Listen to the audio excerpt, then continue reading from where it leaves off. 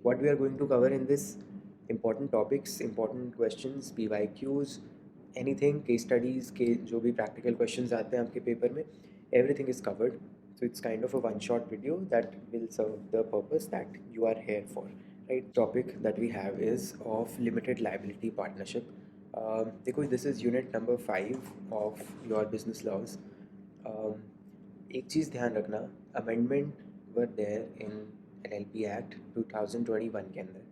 तो जो अमेंडमेंट्स हुई थी, you are expected to know what those amendments were and write your answers accordingly, right?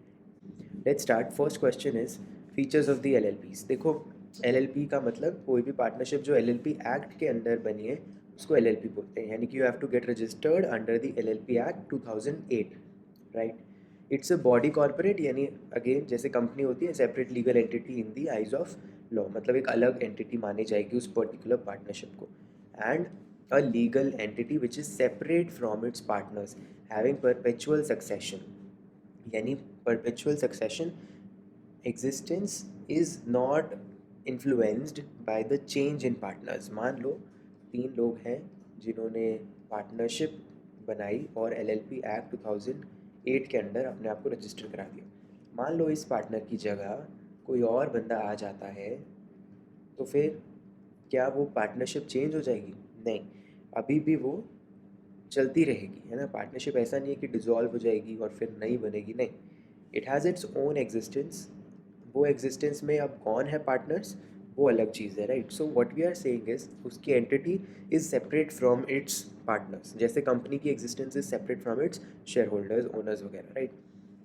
Hybrid nature, now it is a hybrid business structure because ये LLP जो है ये partnership और company दोनों के कुछ ना कुछ फीचर्स को शेयर करता है, that is why it is called hybrid, right? Features क्या हैं?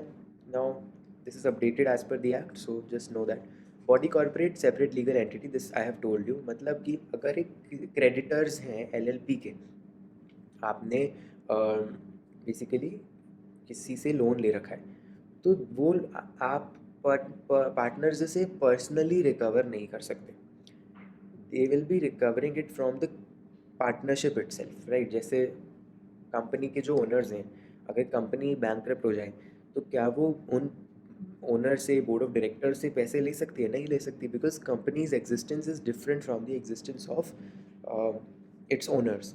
So similarly, the existence of partnership, LLP partnership, is actually different from the partners, right?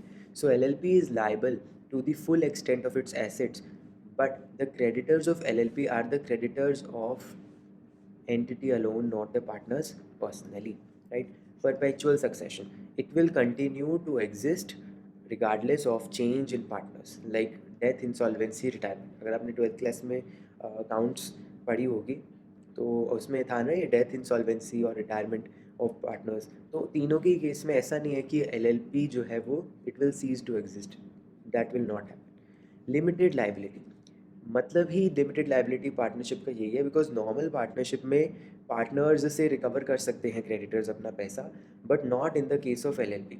LLP के केस का मतलब ही है limited liability, because the liability is just limited to the agreed contribution in the LLP. जितना उन्होंने partners ने शुरू में एग्री किया होगा उतना तक का ही उनका लाइबिलिटी रहता है। Partner is not personally liable for the independent or the unauthorized acts of the partners। मतलब अगर मैंने किसी दो बंदों के साथ एलएलपी शुरू की है और वो दो बंदे कुछ ऐसा अनऑथोराइज सा काम करते हैं, तो वो आके फिर वो बंदा मेरे पे नहीं चढ़ सकता है कोई कुछ काम कि उसकी ये भरपाई कर दो, वो कर दो, नहीं। I am not personally liable for the acts of anything that is done by the LLP, because LLP ने अपने नाम पे वो काम किया है, मैंने नहीं किया, पर्सनली मुझे लाइबल नहीं करा जा सकता। That is why we call limited liability. Example, if partner X commits a fraud, then the Y's personal assets are protected and only the LLP's assets are at risk unless Y भी उस fraud में involved था, right?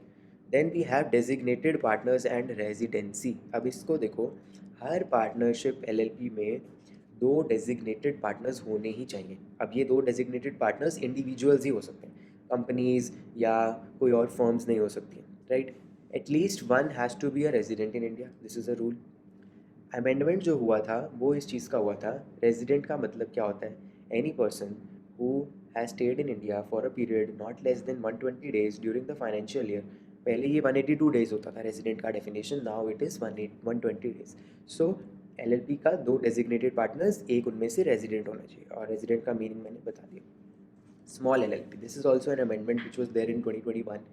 ये concept introduce किया गया था ताकि partnership के जो एलएलपीज़ हैं उनके कंप्लाइंसेस बहुत ज़्यादा होते थे। तो अगर मान लो 3 बंदे कोई छोटा सा मिलके काम शुरू करना चाहते हैं, वो पूरा एलएलपी का कंप्लाइंसेस नहीं फॉलो करना चाहते, तो वो स्मॉल एलएलपी भी बना सकते हैं। मतलब सारे जो स्मॉलर एंटिटीज़ के लिए जो बर्डन है, compliance burdens, they will be reduced. So small LLP is that जहाँ पे कुछ रूल्स फॉलो होते हैं। कौन सी कंडीशंस हैं ये ध्यान से पढ़ लेते हैं। देखो, फर्स्ट इज़ कॉन्ट्रीब्यूशन। जो इन्वेस्टमेंट होती है तीनों पार्टनर्स की, that is up to 25 lakhs, ठीक है। अब अगेन ये प्रिस्क्राइब कर सकते हैं रेलेवेंट अथॉरिटीज़ कि कितना होना चाहिए, बट अभी it is 25 lakhs. It can be prescribe, मतलब टाइम टू टाइम चेंज कर सकती है गवर्नमेंट या वो। सो अप टू 5 करोड़ तक they can prescribe, but right now it is 25 lakhs कि 3 बंदे मिलकर अगर 25 लाख से कम की इन्वेस्टमेंट कर रहे हैं तो वो स्मॉल एलएलपी की तरह रजिस्टर हो सकते हैं। And the contribution turnover is up to 40 lakhs. Again it can be prescribed up to 40 crore, but right now it is 40 lakhs. कि अगर 3 बंदे मिलके, 4 बंदे मिलके एक 25 लाख से कम की इन्वेस्टमेंट कर रहे हैं और उनका टोटल सेल्स या revenue is also less than 40 crore, 40 lakhs, then they can be registered as a small LLP, ठीक है। तो उनकी कम कंप्लाइंसेस वगैरह होती हैं basically. Common seal, this is optional. Company में it is mandatory, compulsory. LLP के केस में it is optional. Then artificial legal person as a separate entity, LLP can sue and be sued in its own name and can acquire and hold property in its own name. अपने नाम पे property खरीद बेच सकती है, अपने नाम पे केस किसी पे कर भी सकती है, और उस पर भी केस होगा तो पार्टनर्स के नाम पे केस नहीं होगा। मतलब अगर कोई थर्ड पार्टी केस कर रही है तो वो केस में ये नहीं लिखेगी कि versus partner A, partner B, no, वो लिखेगी versus LLP so and so, right. So that was there. अब दो डिफरेंसेस देख लो, एलएलपी और पार्टनरशिप में, एलएलपी और कंपनी में, ठीक है। इससे चीज़ें और क्लियर हो जाएंगी। तो एलएलपी का एक्ट कौन सा है? 2008 वाला एक्ट है। पार्टनरशिप का एक्ट कौन सा है? 1932 वाला एक्ट है, ठीक है। रेगुलेटरी एक्ट बता दिया। Then legal status, separate legal entity, but partnership की सेपरेट लीगल एंटिटी नहीं होती, इसी वजह से उनकी लाइबिलिटी भी अनलिमिटेड होती है। जबकि यहाँ पे क्योंकि सेपरेट लीगल एंटिटी है, that is why the liability is also limited to the capital contribution, ठीक है। ऑब्वियसली अगर फ्रॉड कर रहे हैं तो फिर वो पर्सनली पे लायबल कर सकते हैं, बट सिर्फ उसी पार्टनर को जिसने फ्रॉड किया, not the other partner, right. Registration mandatory with the registrar. Partnership में registration is optional, it is not compulsory. Perpetual succession, yes, company की तरह एलएलपी का भी परपेचुअल सक्सेशन होता है, बट पार्टनरशिप में नहीं होता। मतलब अगर पार्टनर का डेथ हो जाए तो it will usually dissolve the firm, firm भी नहीं रहती। बट एलएलपी के केस में पार्टनर का डेथ, इंसॉल्वेंसी, रिटायरमेंट, कुछ भी हो जाए, LLP will go on, right.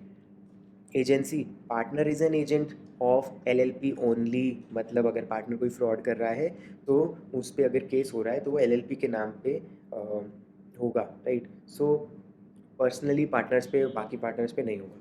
But अगर पार्टनरशिप नॉर्मल वाली है, एलएलपी नहीं है, तो फिर partner is an agent of the firm end of all the other partners. Mutual agency का रूल होता है। मतलब कि अगर नॉर्मल पार्टनरशिप है तो कोई एक पार्टनर कुछ गलत फ्रॉड करता है तो all the partners will be held personally liable for anything that is done, right. Designated partners mandatory है, दो डेजिग्नेटेड पार्टनर्स रखने, ऐसा कुछ कॉन्सेप्ट नॉर्मल पार्टनरशिप में नहीं होता, एलएलपी में होता है। सो वेरी इंपॉर्टेंट डिफरेंसेस आपको पता होने चाहिए, right. This is like common sense type की चीज़ें for you. Next is how is LLP incorporated या formed under the LLP Act, enumerate the documents to be filed. अब रजिस्ट्रेशन और इसका इनकॉर्पोरेशन, इसका प्रोसीजर आपको प्रॉपर पता होना चाहिए, राइट। सो देख लो अच्छे से। पहला होता है नेम रिजर्वेशन। आपको क्या करना है, you will apply for the reservation of a particular name जो आप रखना चाहते हो उस LLP का। ये पहले अलग फॉर्म्स होते थे, इसके भरने होते थे, अब सब कुछ ऑनलाइन होता है। सो ऑनलाइन के आपको फॉर्म्स याद रखने की कौन से। सी, बेसिकली जो पार्टनर्स हैं, they will apply it using run LLP। Run LLP is reserve unique name, RUN LLP, right. So ये रिजर्व यूनिक नेम नाम का एक ऑनलाइन सर्विस है, इसको यूज़ करके you are going to reserve your name for the LLP and you can also reserve it directly through the incorporation form, ठीक ठीक है, फॉर्म के थ्रू भी कर सकते हो बट अब ऑनलाइन भी कर सकते हो. Then digital signature, it is DSC. All the designated partners, if you remember मैंने बताया था दो designated partners compulsory हैं, out of which one has to be the resident of India. Now they have to obtain class 3 digital certificates, signature certificate, digital identities required for filing. मतलब बाद में ये काम आती है आपका digital signature you have to obtain. So all the designated partners, they are going to obtain class 3 digital signature certificates. Then the filing of the LLP Philip form has to be there. Philip form is basically एक incorporation का registration का document होता है. This is kind of an integrated document. Everything is covered in this form.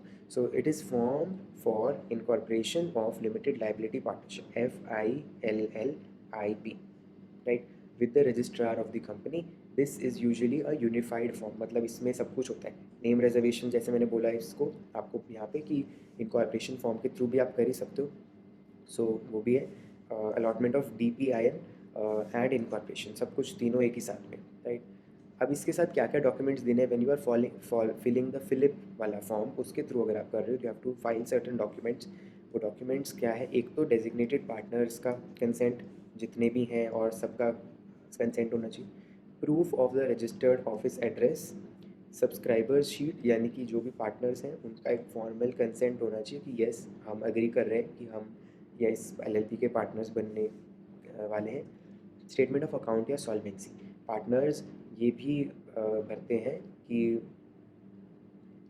हम अभी solvent हैं, insolvent नहीं है.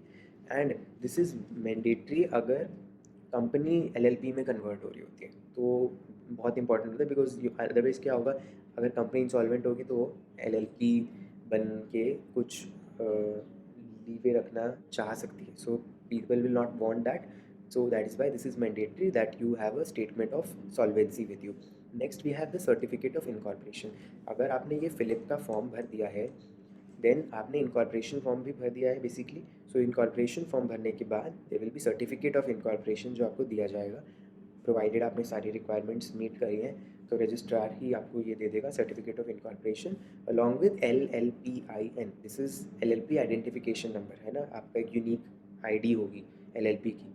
देन आपको LLP इनकॉर्पोरेशन के बाद LLP एग्रीमेंट बनाना होता है, यानी कि एक फॉर्मल एग्रीमेंट जो आपकी सारी राइट्स एंड ड्यूटीज़ बताएगा. जैसे पार्टनरशिप डीड टाइप होती है वैसी LLP एग्रीमेंट होता है. So it's a formal agreement. You have to draw up and file it in the form 3 within 30 days of the incorporation of your particular LLP. Once this is incorporated आपको सारे rules and जो mutual rights हैं they will be governing your operations of the LLP. मतलब you will go through that as a rule book, that कोई भी decision या कोई भी डिस्प्यूट होता है you are going to that agreement and make sure कि आपके सारे operations are in line with what you had already decided mutually when the LLP was being formed, right. So this is the incorporation का सारा. आप online कर सकते हो RUN LLP के थ्रू या फिलिप फॉर्म के थ्रू एंड देन आपको सर्टिफिकेट ऑफ इनकॉर्पोरेशन मिल जाएगा, प्रोवाइडेड आपने सारे डॉक्यूमेंट्स ये जो बताए हैं ये सीक्वेंस में अच्छे से मतलब उन्हें दे दिए हैं. And the ROC which is the registrar for that LLP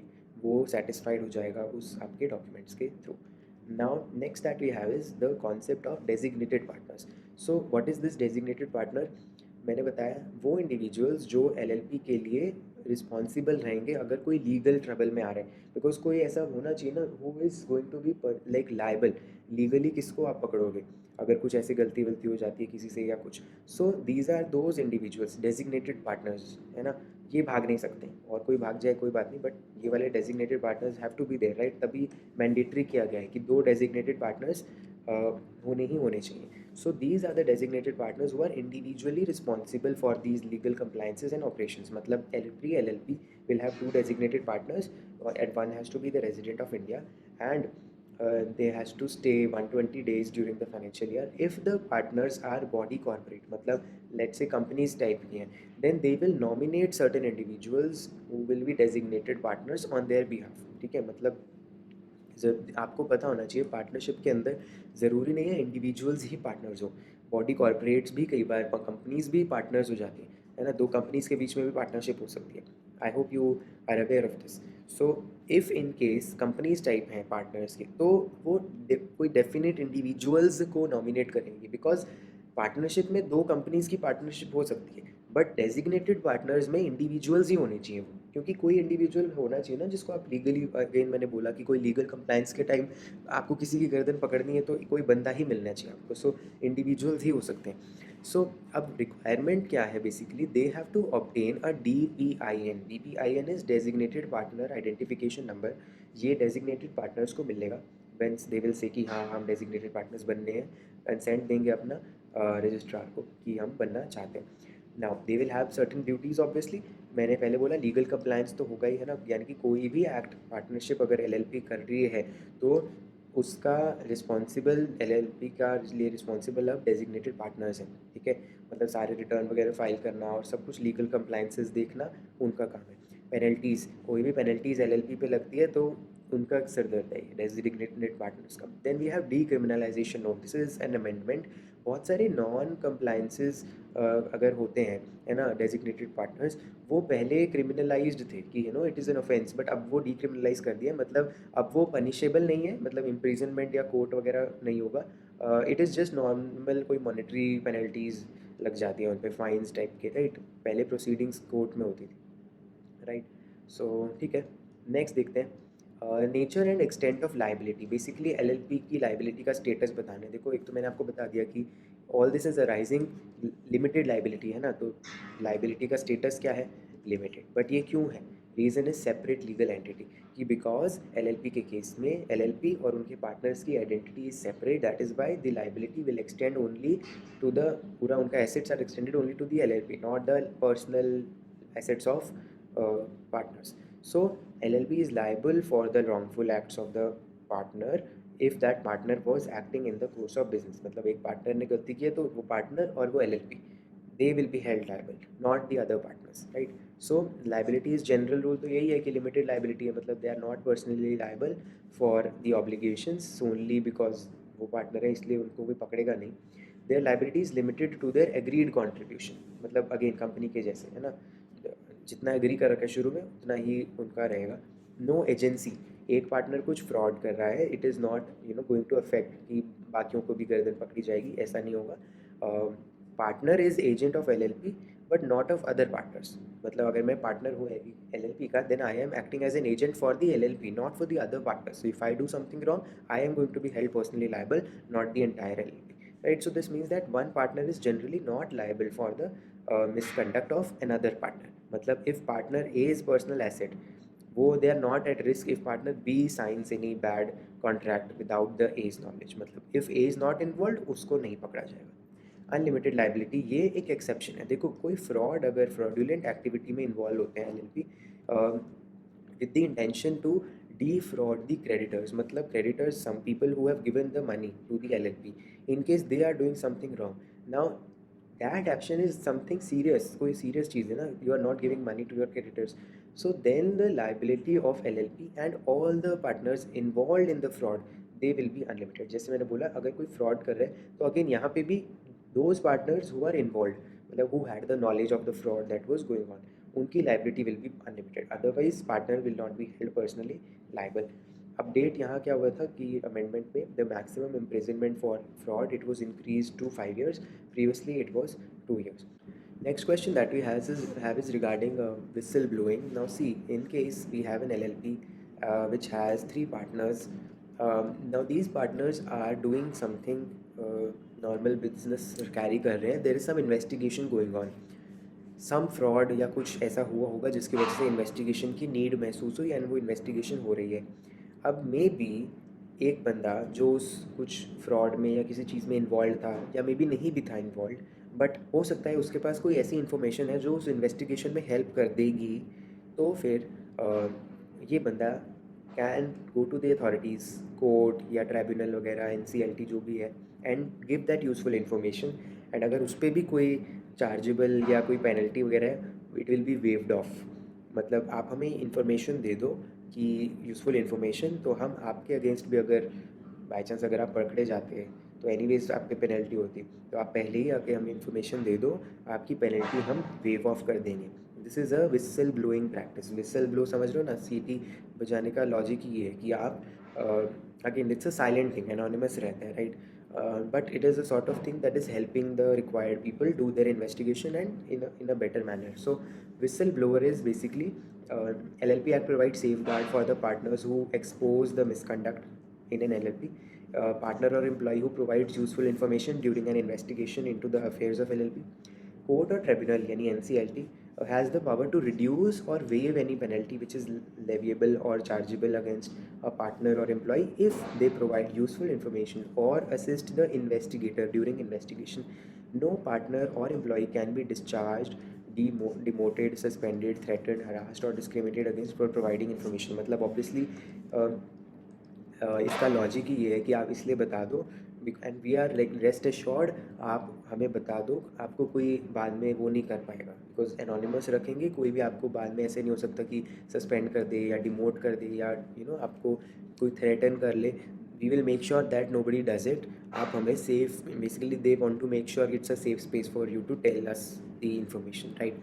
so that is there. Example क्या है? An employee who reports illegal accounting practices by a partner cannot be legally fired for that reason, है ना. अब usually हो सकता है otherwise पता लग जाता तो वो फायर कर देते लीगली, बट अगर एक पार्टनर खुद आके बता दे रहा है, इन्फॉर्मेशन यूज़फुल दे रहा है, देन ऑब्वियसली उसको आप फायर नहीं करोगे बिकॉज उसने बेचारे ने आके बताया है, आपकी मदद की, राइट. नेक्स्ट क्वेश्चन पे चलते हैं.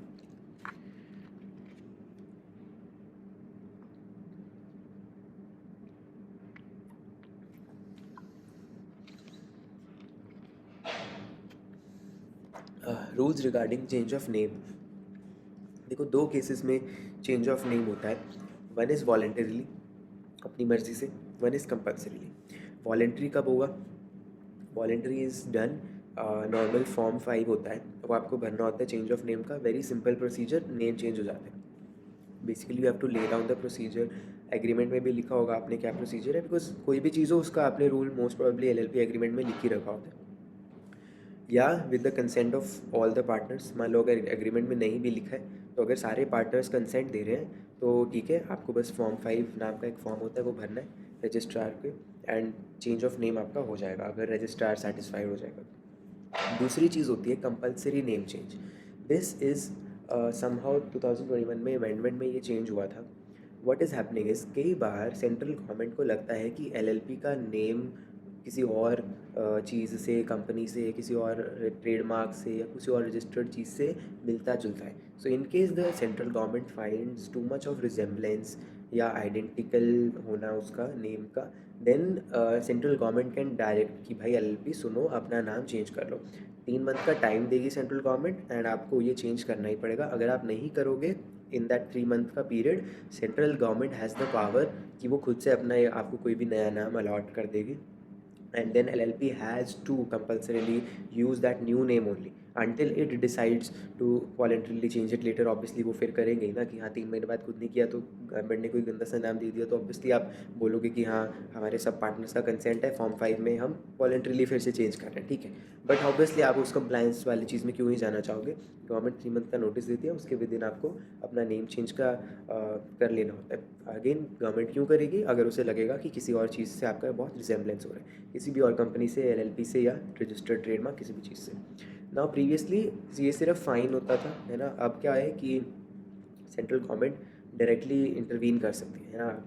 पहले ये नहीं था कि सेंट्रल गवर्नमेंट खुद ही कोई नेम आपको अलॉट कर देगी, बट नाउ अमेंडमेंट हुआ है, central government can allot you a new name. Now last एक important topic, winding up. This is very important. अच्छा, वाइंडिंग अप से भी पहले, that is regarding conversion of partnership into LLP. मतलब normal partnership है, उसको आपको LLP में कन्वर्ट करना है. What is that procedure that you are going to follow?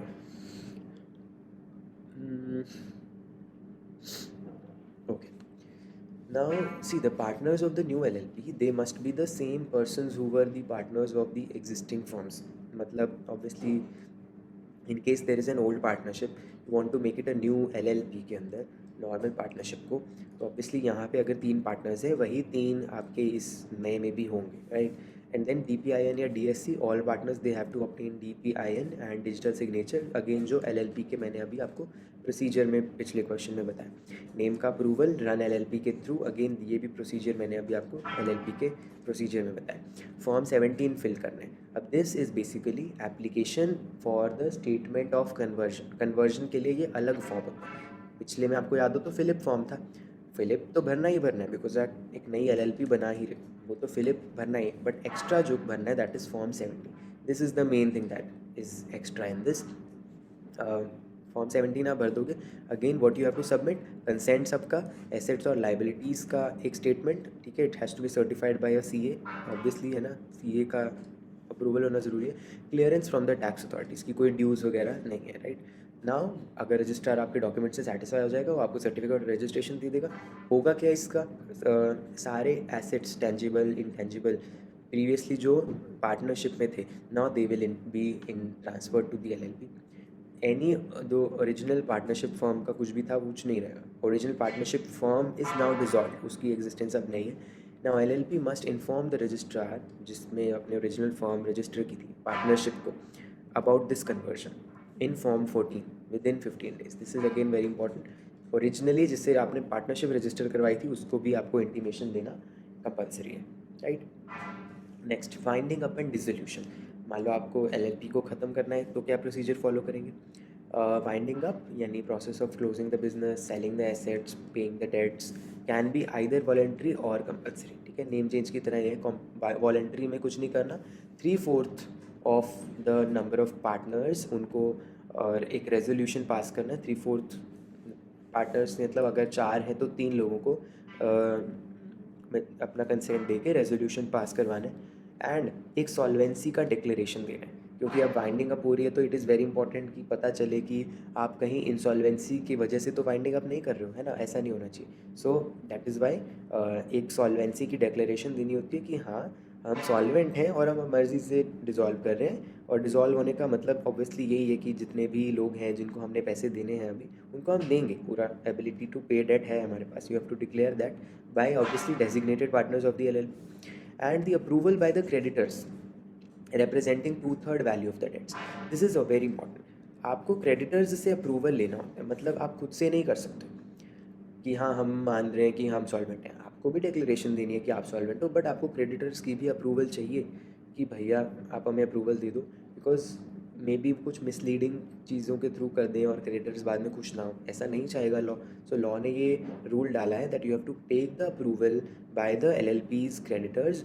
Again those creditors have to represent 2/3। ऐसा नहीं है कि आप कोई छोटे मोटे क्रेडिटर्स नकली बनवा दो और फिर उनसे करवा लो, नहीं।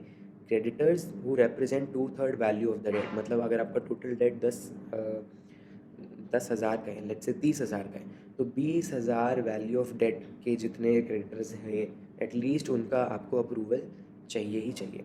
This is when there is voluntary winding up. In case आपको कंपलसरी वाइंडिंग अप करानी है, अब ऑब्वियसली आपको तो नहीं करानी होगी, ये कौन कराता है, ट्रिब्यूनल करवाता है। अब ये ट्रिब्यूनल किन किन केसेस में करवाएगा वो केसेस आपको याद रखना। NCLT will order the winding up of an LLP in the following cases. First, या तो LLP ने खुद ही एक रेजोल्यूशन पास किया है कि मुझे वाइंड अप कराना है, तो भी NCLT ऑर्डर दे सकती है। या फिर let's say number of partners are below 2 for the period of more than 6 months, because obviously partnership है, अगर 2 ही बंदे नहीं हैं तो फिर पार्टनरशिप नहीं बोल सकते ना आप उसको। सो इनके 6 months से ज़्यादा हो गए एंड आपके number of partners are less than 2, then NCLT will order कि भैया वाइंड अप कर दो अपनी LLP को। LLP is unable to pay its debts, then also NCLT will say wind up कर दो। Or the LLP has acted against the sovereignty or integrity of India, obviously then there is a need that you are doing something wrong, the tribunal will order you कि please wind up कर दो, you did something very which is against the integrity of India or the security of the state या anything which is against the public order, है ना, समझ लो ना किस sense में ये करा रहे हैं। Then LLP has made a default in filing, कुछ फाइल अपनी सॉल्वेंसी की स्टेटमेंट में या रिटर्न्स फाइल करने में अगर डिफ़ॉल्ट किया है for 5 consecutive financial years, then NCLT will order a winding up का। या tribunal is of the opinion that it is just and equitable to wind up for the LLP, मतलब अगर इसमें से कोई भी नहीं है but still NCLT feels that this LLP has to wind up for any reason which is fair reason, then NCLT can do this. So any reason which NCLT feels is fair, just and equitable, that can actually happen, right?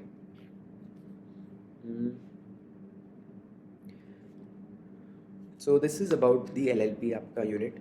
Next unit contract of indemnity and guarantee हम शुरू करेंगे, but I hope आपको ये वाला unit समझ में आया होगा। It's a very simple but again very important unit.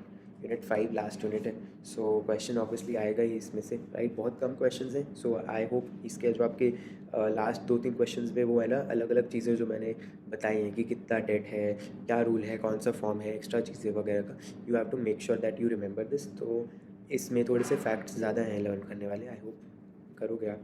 So with this unit 5 is completed. मिलते हैं नेक्स्ट यूनिट के अंदर, तब तक